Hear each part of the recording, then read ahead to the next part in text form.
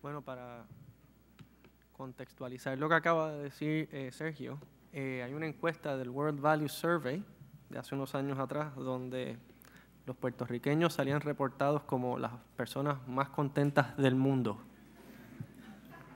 Yo siempre me he cuestionado en qué momento fue que los encuestaron, en qué momento del año. Cualquier momento entre octubre y febrero es un momento cuestionable para hacer una encuesta. Habiendo dicho eso, voy a comenzar.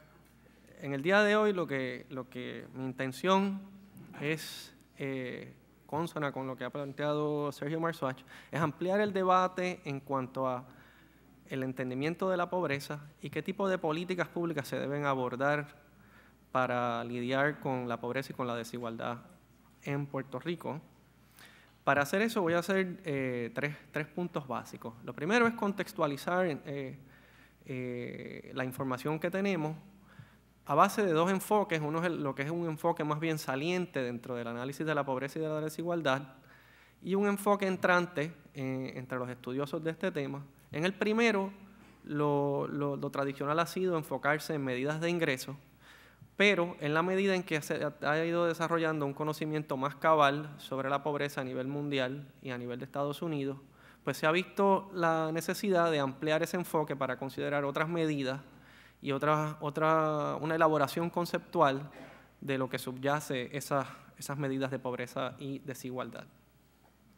Luego de eso voy a tratar de especificar estos enfoques al análisis de Puerto Rico y posterior a eso voy a tratar de hacer una especie de simulación, más o menos, utilizando los datos que tenemos a nuestra disposición para contextualizar lo que ha ocurrido en esas nuevas medidas en el Puerto Rico actual, empezando con el 2007, más o menos aproximadamente el principio de la crisis financiera a nivel mundial, y cómo se ve un perfil de un hogar en ese momento vis a vis cómo se ve en la actualidad.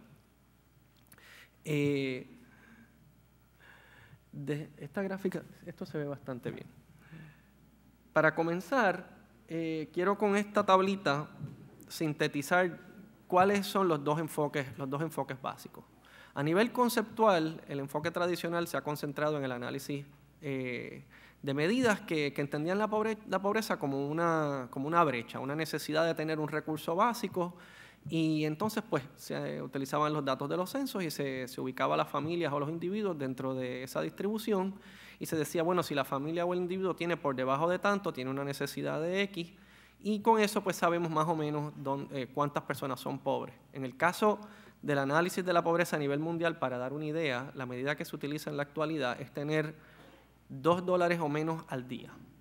En el caso de Puerto Rico, obviamente, eso no aplica, pero eso da una idea a nivel mundial de las magnitudes de las que estamos hablando. En términos de la medición, pues el ingreso siempre se consideró una medida bien conveniente, pues es una medida que se capta en casi todas las encuestas en los países industrializados y en los países en vías de desarrollo.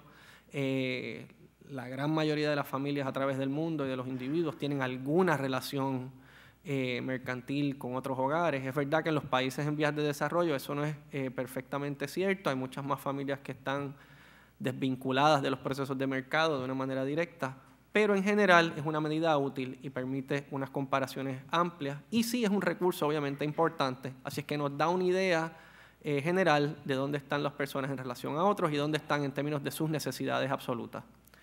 ¿Qué pasa? Precisamente porque es una medida unidimensional, no nos deja ver verdaderamente otras dimensiones de la pobreza que son igual o más importantes a la hora de entender o poder explicar y diagnosticar qué tipo de familia o qué tipo de individuo cae en la pobreza y qué dificultades enfrenta al tratar de salir de ella. En los enfoques más nuevos, habiendo hecho ese reconocimiento, lo que se trata de hacer es buscar unas medidas más amplias. El substrato conceptual de eso es que las personas o los hogares tienen un acervo, un caudal de recursos que utilizan para movilizarse dentro de la estructura social y de esa manera lograr acceder a mejores oportunidades, ya sea para ellos o para sus hijos. O sea que hay una distinción entre los caudales o los recursos y las oportunidades posibles dentro de una sociedad dada en un momento particular en el tiempo. Para eso, entonces, para entender eso, si entendemos la pobreza y la desigualdad desde esa óptica, para entonces lograr diagnosticarla y entenderla, se requieren otras medidas. Y ahí viene entonces la necesidad de evaluar diferentes tipos de recursos. En el caso específico del CNE, por ejemplo, nosotros hicimos una encuesta hace unos años donde se buscaba medir qué tipo de recursos financieros tienen los hogares en Puerto Rico, específicamente en el 2007. Se midieron una serie de medidas, ingreso de la persona, ingreso de otros miembros del hogar, cuentas de banco, cuentas de cheque, valores dentro de cada una, bonos, etcétera, tipos de recursos de pensión, etcétera. Esos recursos son los que yo les voy a estar mostrando en unos momentos, pero aparte de esos recursos también existen otra serie de necesidades o de caudales que son más intangibles, a los cuales, por falta de una frase mejor, uno pudiera llamarles recursos culturales y sociales. En Estados Unidos, por ejemplo, se ha logrado documentar en los análisis de movilidad social que lo que hacen los hogares es que aglutinan diferentes tipos de recursos, algunos intangibles, otros son financieros, para entonces posicionar a sus hijos en el mercado laboral en 10 o 15 años más tarde y que esa persona pueda entrar en una ubicación que le permita moverse exitosamente dentro del mercado laboral. O sea que lo que ocurre a nivel de la familia es central para entender patrones de movilidad, o de mayor movilidad o menor de movilidad. En el caso de las sociedades pobres, o en el caso de personas o familias pobres, donde esos recursos son más restringidos, el hecho de que haya esa relación causal tan importante entre recursos familiares y ubicarse en el mercado laboral, implica que esas familias tienen una propensidad mayor a no poder ser exitosos en salir de la pobreza. Por lo tanto, políticas públicas que vayan dirigidas a mejorar esos problemas tienen que abordar esta dimensionalidad y entender el problema de una manera más compleja y más matizada. Ok, antes de entrar al análisis de esos datos, quiero presentarles lo que de una manera escueta es un perfil histórico de la desigualdad en Puerto Rico. La línea negra se refiere a la distribución de ingreso por hogar en el 1970. Esta distribución aquí, esto no son decilas, yo alteré la distribución para poder hacer la presentación hoy. Si tomamos aproximadamente el ingreso ajustado bruto como $20,000 en el 2009, en el 1970 sobre el 80% de las familias estaban aquí abajo. Estaban ubicadas dentro de esta área de la gráfica. Y por eso la gráfica tiene este sesgo tan pronunciado. Si entonces tomamos este segmento que está aquí, como entre los $30,000 y los $79,999, eso es aproximadamente donde están ubicadas las familias de clase media. En ese momento, el área debajo de la gráfica era aproximadamente 12%. Entonces, para tener un sentido de qué ha ocurrido en términos de la desigualdad, en el Puerto Rico de los últimos 40 años. Esta otra gráfica que está aquí, que es la roja, es una desigualdad medida en términos de los mismos rubros, pero en el 2009. El área de la gráfica aquí, de 20,000 hacia abajo, es como 70%, y el llamado sector de las clases medias ha subido a un 22%. O sea que esto lo que nos da a entender es que, irónicamente, a pesar de que los datos que nos presentó Sergio muestran una alta desigualdad contemporánea, hace apenas 40 años esa distribución de ingresos era peor. Por otro lado, y quiero hacer una salvedad, cuando se hace este tipo de análisis, lo preciso sería comparar un país como Puerto Rico con otros países que en el 1970 tenían una situación económica comparable y ver cómo esos países han progresado. Las presentaciones no pueden ser sobre todo, así es que pues yo no incluí eso, pero hago la salvedad porque me han criticado en el pasado por eso y quiero reconocer el punto como un punto legítimo. Truth in advertising. Bien, ¿qué pasa? Si nos dejamos llevar por estas definiciones y por esta conceptualización de lo que es la pobreza, yo creo que caemos en el error de pensar que ha habido más progreso del que es real. Tradicionalmente se ha visualizado la pobreza en Puerto Rico y se ha confundido con lo que es la miseria, y la imagen que se tiene en el imaginario colectivo es la de la pobreza de los 30.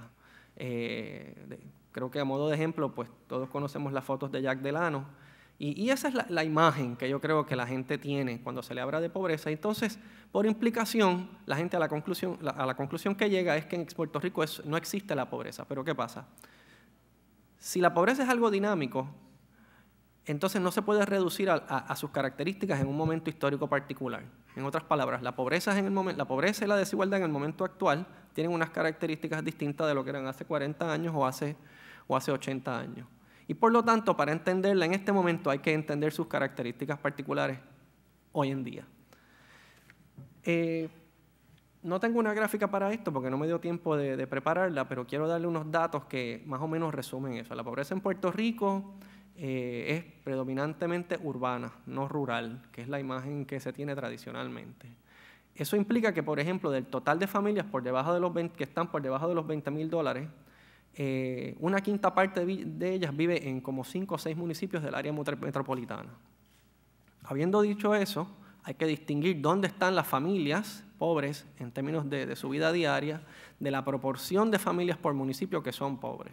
Esto quiere decir que las cualidades de esa pobreza, por ejemplo, en el área central de la isla, son distintas. En esos municipios viven pocas personas, pero la proporción de pobreza es mucho más alta. En algunos municipios, el número de familias por debajo de ese nivel de ingreso asciende al 70% y a veces al 80%.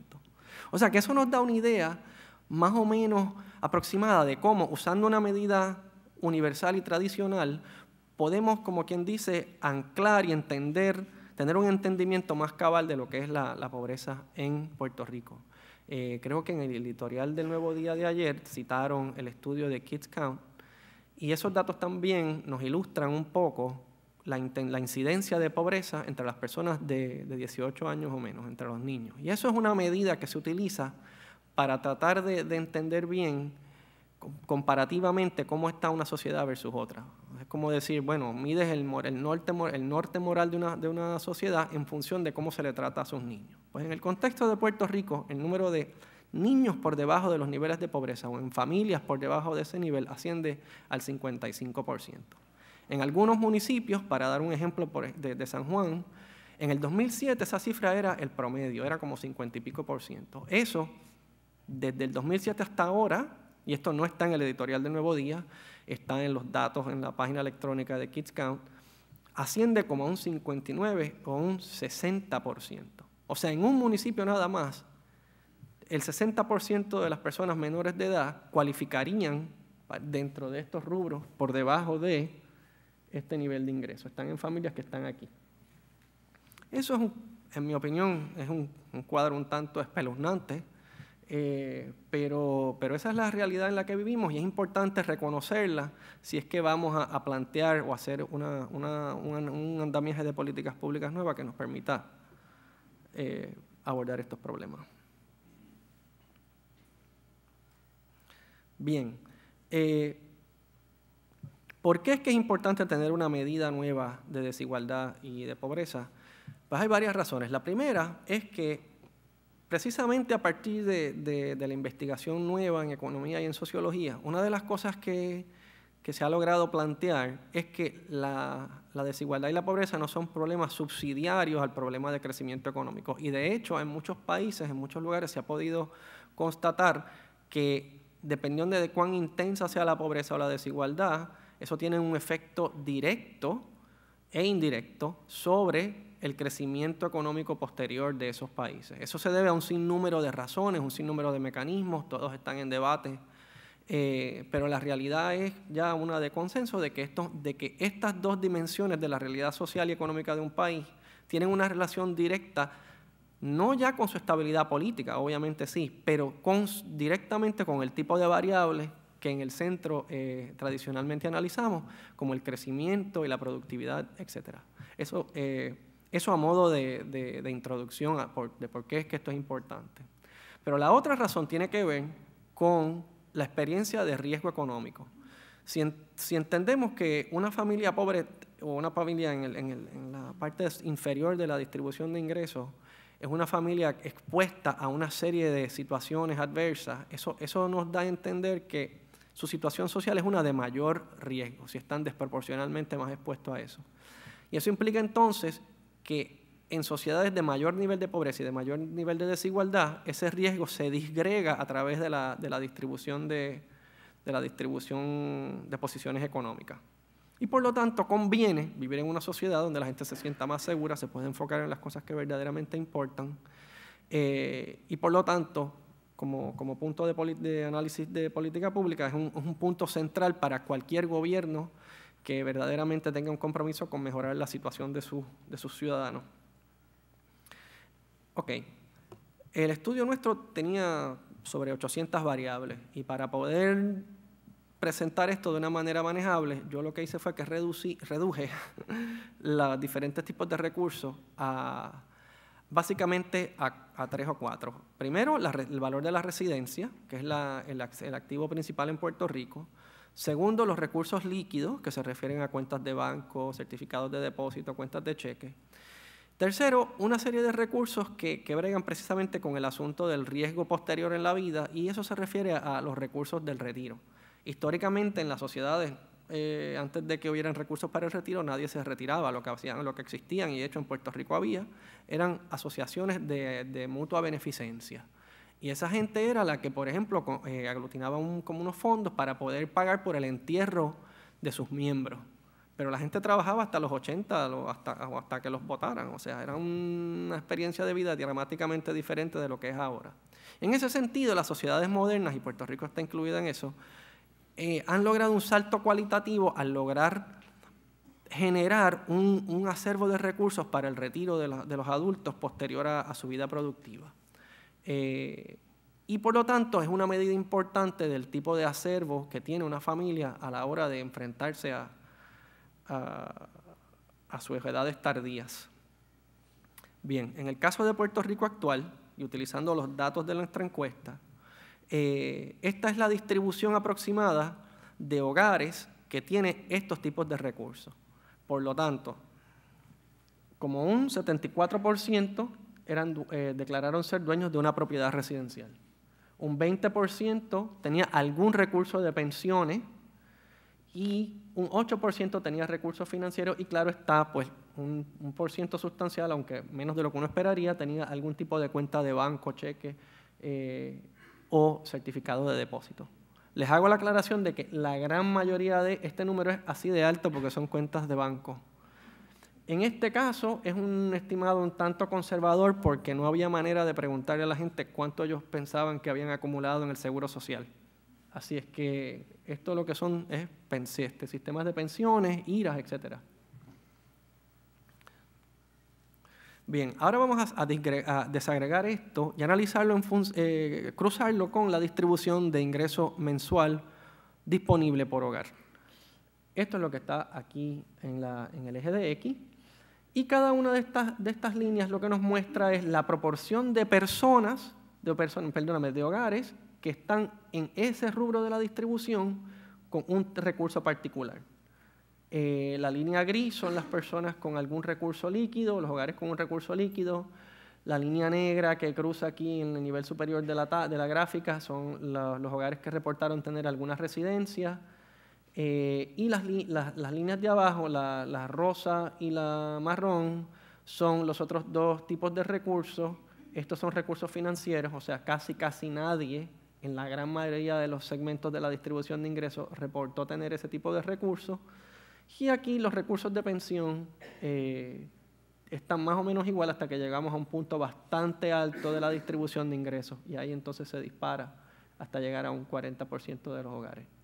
¿Qué uno puede inferir de este tipo de distribución? Bueno, primero, que lo que la gente tiene en la gran mayoría de los casos es la casa. Segundo, que la gran mayoría de los hogares de lo que van a depender en el futuro va a ser del Seguro Social, porque casi nadie ha estado ahorrando para el retiro en ningún otro vehículo que no sea el Seguro Social. Y tercero, que en términos de recursos financieros, en Puerto Rico pues, son muy pocos los hogares y tienden a ser hogares de un alto ingreso disponible mensual. Ok, este es como quien dice el negativo de la gráfica previa. Esto lo que nos muestra es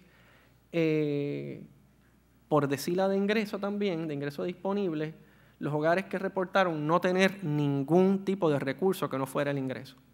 O sea que aquí vemos claramente el sesgo en la distribución de la tenencia de recursos agregados y obviamente pues se parece a la distribución de ingresos que vimos anteriormente. La gran mayoría de los hogares en cada segmento de la distribución no tienen casi ningún tipo de recurso y inclusive en el caso de la gente más pobre tampoco tienen ni siquiera la residencia. O sea que hay una proporción bien alta y solamente es cuando vamos llegando ya al tope de la clase media por aquí que vemos que pues hay una mayor diversificación donde los hogares tienen algún otro tipo de recurso que no sea meramente el ingreso. Esto es una manera distinta de ver los datos. Aquí lo que tenemos es una distribución similar a la previa, donde lo que he tratado de hacer es ubicar a la gente en términos del año en que nacieron, ubicar los hogares en términos del año de nacimiento del jefe del hogar. Y la gráfica gris aquí lo que nos muestra son la proporción de hogares en cada grupo de nacimiento donde el hogar era dueño de la propiedad residencial, pero no tenían ni recursos líquidos, ni de pensiones, ni financieros. La gráfica azul lo que nos muestra es a los inquilinos dentro de cada grupo de edad que en una misma situación. Entonces, lo que esto nos dice es que la gente llega aquí aproximadamente a los mediados 30, a principios de los 40 años, compran su hogar, ya esto es aquí agregando gente con hipotecas y sin hipotecas, y se quedan ahí. La gente básicamente compra la casa y eso es lo que acaban teniendo.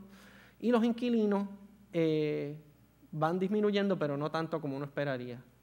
O sea que entre las personas que no tienen ningún otro tipo de recurso que no sea el hogar, esto no va diversificándose. Yo hubiera esperado de hecho que esto se viera muy distinto, que esto a medida que la gente fuera poniéndose mayor, esto fuera ascendiendo,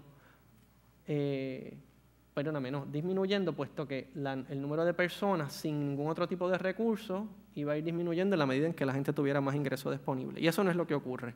O sea que la gente a través del transcurso de su vida compran su casa, se quedan ahí y eventualmente pues mueren. Ok, vamos ahora al principio de la simulación que quería plantearles.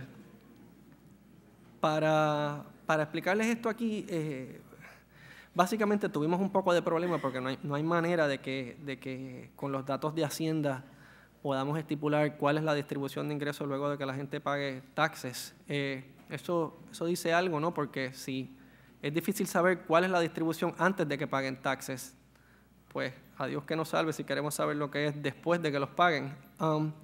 Pero hicimos más o menos un estudito, una simulacióncita y dijimos, bueno, si un hogar tiene entre $25,000 al año y $55,000 de ingreso disponible, eso es más o menos aproximadamente la ubicación de las clases medias en Puerto Rico. Ahora bien, ¿qué número de hogares dentro de ese segmento tienen algún tipo de los recursos que les había mencionado anteriormente? Pues como 132,000 de esos hogares tienen la propiedad residencial y constituyen un 85% de los hogares en este rubro. 67,000 hogares tienen algún tipo de recurso ahorrado para pensiones, para su retiro, excluyendo el seguro social, y constituían como un 43% de las personas, de los hogares en ese segmento de la distribución. Los otros porcientos reflejan lo mismo, es porcientos con respecto a este grupo que está en este rubro, y estos son los valores promedios de esos activos. Esto da una idea de la distribución. Fíjense que aquí los recursos líquidos, el promedio es casi $2,000, 1,790, pero la mediana, que es el punto que divide la distribución en dos, es 150. O sea que hay una segmentación interna bien alta dentro de cada uno de estos tipos de recursos. Para ir acabando, si entonces nosotros aplicáramos una reducción promedio en el valor de la residencia y dejáramos todo lo demás igual, el valor total de ese acervo de recursos es como $127,000. Y cuando aplicamos esta reducción, dejando todo lo demás en el mismo nivel, llegamos a $115,000 en los activos. Esto es, no es on-bank, es solamente efectivo en el hogar que la gente reportó. Y esto es más bien unos promedios ponderados, asumiendo que la gente tendría los porcientos que vieron previamente en sus tipos de recursos. Bien, ¿qué es lo que nos resaltan estos datos y a qué conclusiones podemos llegar? Primero, tenemos un sector de clase media, pero también de familias pobres muy poco diversificadas y, por lo tanto, en una situación de inseguridad económica crónica que no es una cuestión generacional, que es lo que yo hubiera pensado. Yo pensaba que en la medida en que se ha hecho más accesibles los recursos para el retiro, que íbamos a ver una mayor cantidad de ingresos disponibles para aquellos cohortes de nacimiento que en ese momento histórico allegaron esos recursos. Eso no es lo que ocurre. O sea que hay un efecto crónico de inseguridad económica cuando utilizamos, en adición al ingreso regular, las medidas de recursos financieros. Esto implica que hay que tener un nuevo enfoque para bregar con ese tipo de problemática. Obviamente ese enfoque tiene que estar informado y nutrido por datos, pero tiene que considerar el legado histórico de las políticas actuales y evaluarlo de una manera racional. Recientemente estaba leyendo un estudio donde estipulaba que cuando tú evaluabas las personas de $1,500 o menos y veías la tasa efectiva contributiva aún luego de obtener el crédito por ingreso devengado, esa tasa se mantenía en el 33 o el 45%. O sea que eso lo que nos dice es que la estructura total, las interacciones de los programas de beneficencia tienen unos efectos no anticipados en el diseño de esas políticas que hay que pasar a reevaluarlos si lo que uno quiere no es meramente comprimir la distribución del lado de las familias pobres, o sea, mover a una persona que estaba en 75% del nivel de pobreza, moverlo a 25%, pero si lo que uno quiere es mover y ir reduciendo la pobreza, todas esas políticas hay que evaluarlas de una manera más informada. Y esto probablemente a lo que nos lleve es a tener que ampliar la gama de políticas para entonces incidir directamente sobre la diversificación de activos de todo tipo que tienen los hogares, para entonces ir teniendo una sociedad más equitativa y económicamente más estable y más segura. Bueno, muchas gracias.